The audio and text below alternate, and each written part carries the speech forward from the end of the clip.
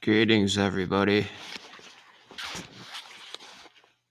I go by a couple names. Hierophantus Maximus, also KGB Beats, because I enjoy making rap beats and stuff and whatnot. But today I'm going to talk about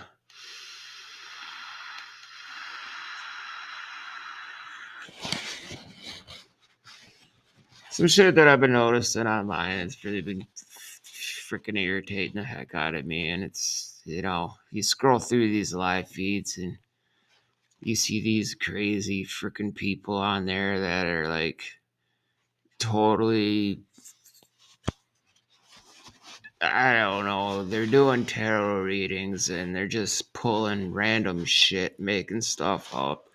And then they'll like throw an oracle card on it on top of that. It's not how tarot works, okay? And second of all, they're using the same deck for 2 hours straight. You can't do that either. You need multiple decks because they need to have a spiritual like charge to them. And if you use the same deck over and over, you're gonna lose it, and that deck is gonna be completely inaccurate.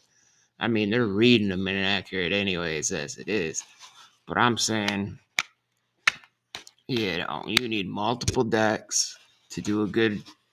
Like, if you're gonna go online and like spend 2 hours just pulling cards, you need to have at least 6 decks there, 3 hour, one deck every 20 minutes or something. And then you can't use them again until you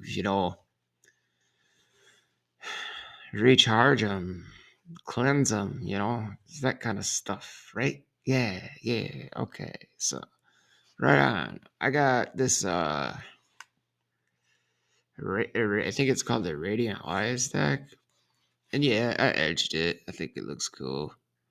There, it was white, but I edged it. The back side's got some. Whoa. Yeah. Yeah, the back. What on earth? I got it backwards here. Okay. Alright. Sorry, guys. So, yeah, the back side, I'm a little, like, less caring how much. Like, I see this one here. There's a few of them that are like that. But the front, I'll clean up. There'll still be some there, and it doesn't matter. It doesn't matter. It doesn't affect anything. I just think it enhances the look of the deck. So basically, is what I decided to do here. Is just do like a legit type of tarot reading. Like show you what this shit really means. No horse shit. No bananas. You know what I mean? Just straight up meanings and what they can do. You know what I mean? So that's what I plan on doing here. I'll do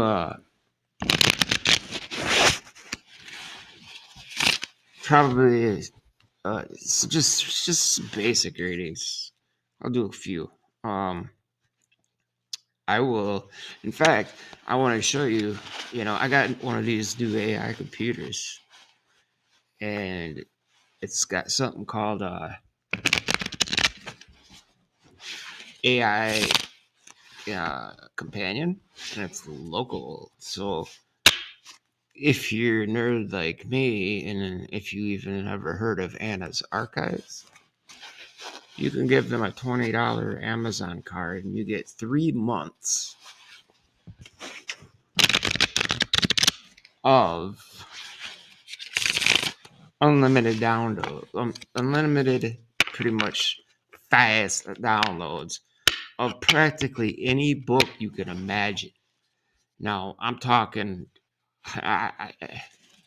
Anyways, I downloaded like 15 different tarot books and combined them into one, like, I guess you could say, agent.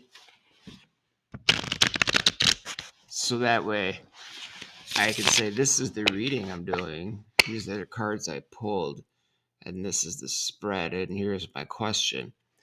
And it gathers the information from all 13 of those books and basically gives you the absolute undiluted purest thing you could get. Like, not even a professional reader could read like this thing can. Now, granted, it doesn't have uh like the intuition that some people have. And of course, I use it for self-reflection, so my own personal questions are different. I've never really done it for anybody else, but I'm willing to try. I mean, if anybody sees this and wants one, shit, man, I'll do one for free. Just to see if you like it, and if you do, like what happens, what comes from it, what it says. And you can do any spread you want: Celtic Cross, the Holy Kabbalah, the Tree of Life, the Horseshoe, all of them. And what's really cool about it is it's not the bullshit that these modern YouTube live streamers concoct wild ass stories that don't make sense. And then they throw in, yeah, okay, this is tarot reading, but I'm just gonna throw in oracle cards while I'm at it. Okay, like, is that how that works? Yeah. I don't think so. Yeah, And then there's the different deck styles of decks that have completely different reading mechanisms, right? Like the Thoth deck, Thoth, Jehudi, Aleister Crowley's Book of Thoth, that kind of stuff. His deck with deck that he made with that one chick, what's her face? Anyways, and that's yeah, I got that book in there too, by the way. I got a lot of Golden Dawn esoteric stuff in there. I mean, it literally runs through every possible meaning to give you the best answer of your question that you're looking for, right? Like, no joke. It's really, really cool. I want to. I really wish I could turn it into like some kind of app I could like sell for people to use, just a cheap little like $10 a month for this amazing database of, fucking incredible. And it draws from every single. It takes that whatever individual card and whatever position it means and whatever value it's supposed to hold in that position, goes through each one of those books and goes through every one and concludes with the best out of everything. Pretty incredible, actually. It really is. So I said a 3-card spread. How about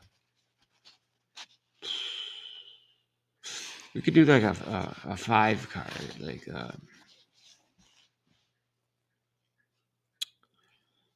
your situation, what's holding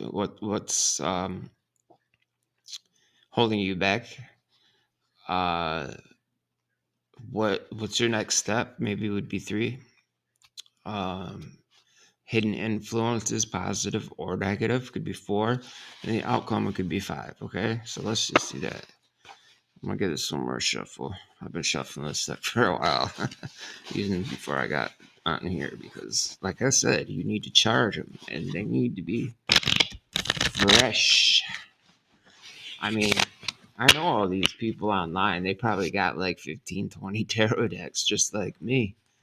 I got probably got like 20, 25 different decks, like no joke.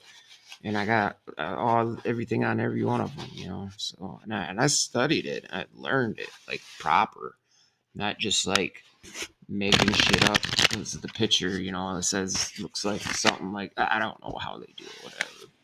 So anyway, so I'm gonna split the deck. So come on, buddy, tell me what I want to know.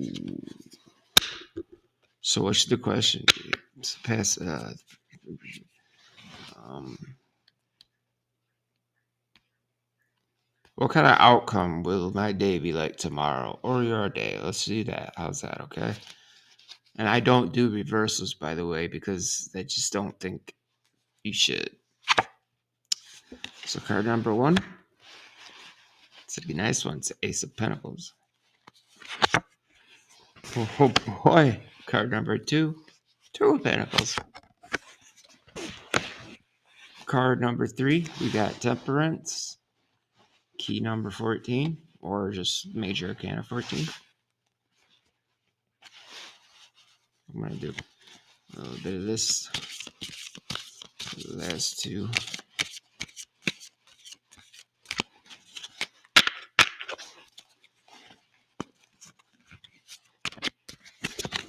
Oh, shit. My bad, guys. My bad. My bad. I'm sorry about that. Sorry about the disruption. What do we got? Eight of Wands. I'm liking this so far, guys.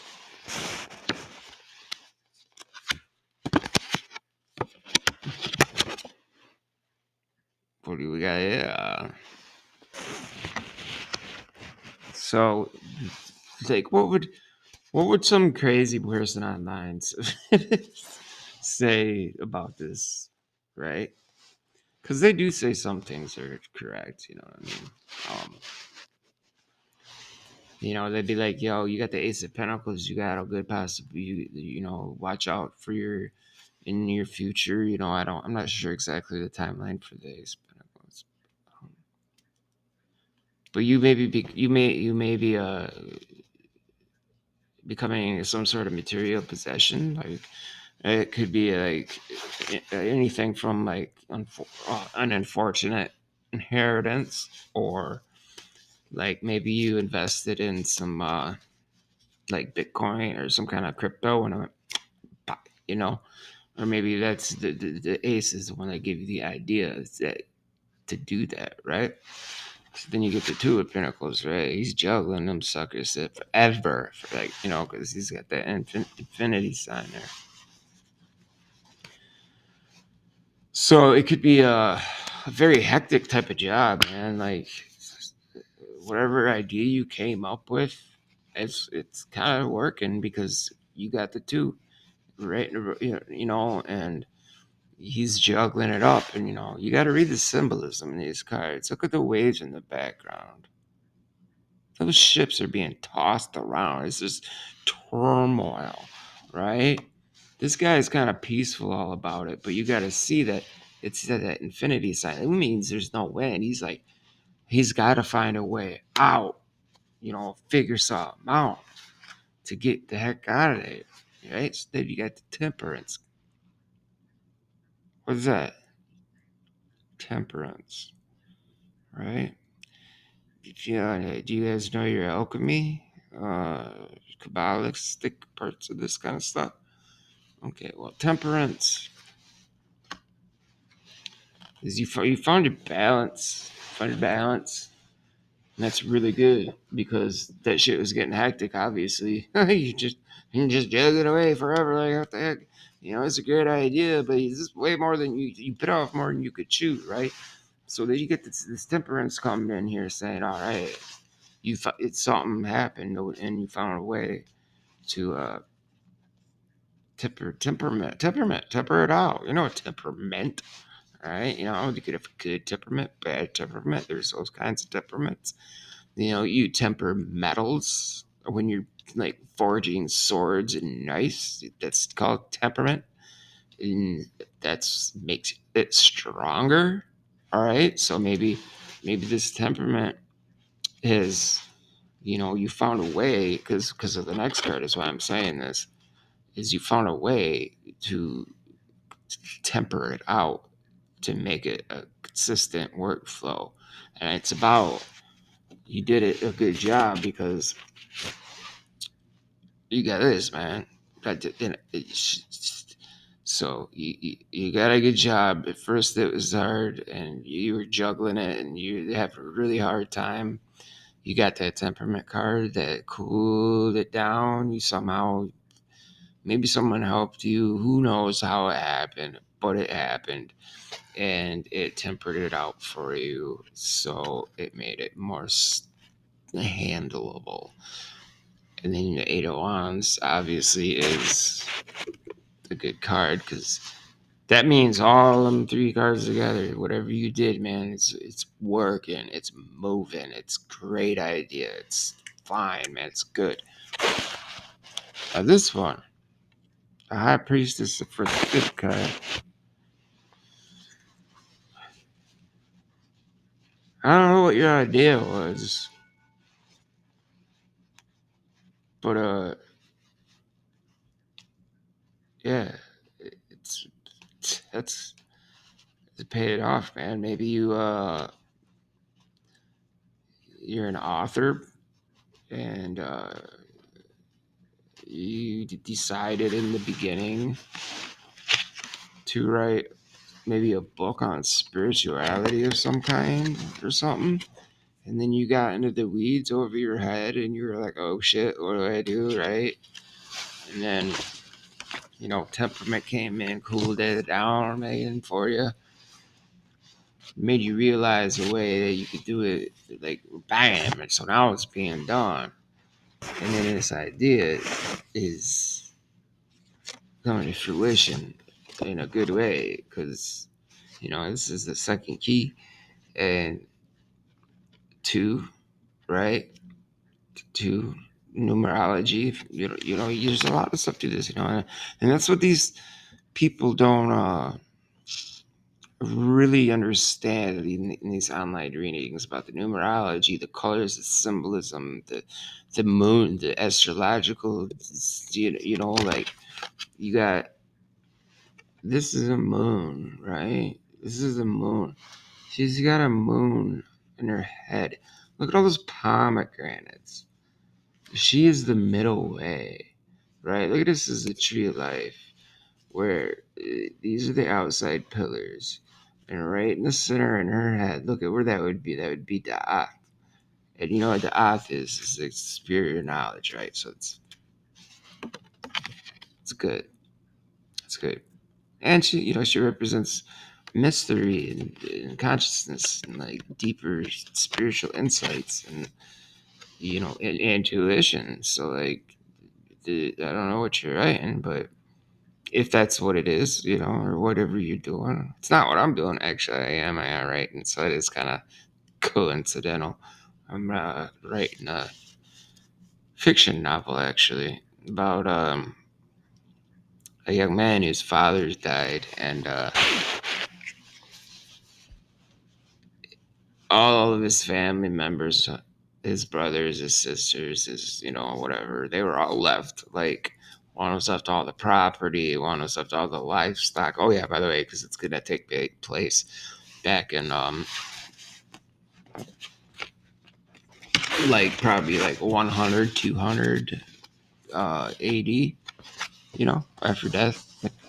And it's going to be based on the early Christian sects. So it's going to be dealing with like a lot of Gnosticism, a lot of people like that. Of course, I mean, who wouldn't? It's so fascinating, like their belief system, especially the Sethian Gnosticism. Like the Valentinian Gnosticism is kind of like the fucking easy mainstream, like exoteric, simple kind of stuff, And Origin, he's one of the founders, but I'm gonna focus on the Essenes and then the Sethians. And I think that the Sethians are the most complicated and misunderstood group of the early Gnostic um, thing that was going on, because they had wild beliefs, man. I mean, I'm sure you've heard of the Secret Book of John, where Jesus shows him it basically tells him how the universe began. Like uh, God saw his reflection in the waters, and like he created like his self through his reflection. He recognized himself through that. And then there was two. And then the two became to three. Then to the four. Then to five. Right. And then we came down to Sophia, which is like I think the seventh or eighth aeon down the road, and she decided to create her own little thing, right? Blah blah blah, and that's where they get the demiurge from, or like Yaldabaoth, and um, stuff like that. It's so fascinating, And then you get the Pistis Sophia and the what's that one Thunder Perfect Mind. That book's incredible. It's absolutely incredible. So it's a very dualistic, religion. But anyways, this book. Sorry, I'm going. Hey, so it's a young guy. Like his father was like a very high up, important person, and he would take off like for a few days every 2 weeks, 3 days and nights, 4 days and nights, whatever, whatnot. And his brother would come pick him up. So it'd be the young boy's uncle would come pick him up, take him out, and he'd come home. He'd never speak anything about it. No, nobody really knew, but since his wife was with him for so long, she kind of like gleaned some ideas of what was going on, and she could tell from like even before Elior is the boy's name, by the way. Because he got a box, and it was just like a freaking piece of paper in it with like a couple sentences on it, kind of like a riddle. I'm not gonna give too much away. And then there was a ring in there with some like odd inscriptions, and he's like, "What the fuck is this shit?" So he's like, goes to his mom, and his mom's like, "You need to go talk to your uncle, because your uncle." Yeah, you need to go talk to your uncle. So he packs up, makes a journey, goes to see his uncle, and basically begins his apprenticeship um, to become you know, yeah,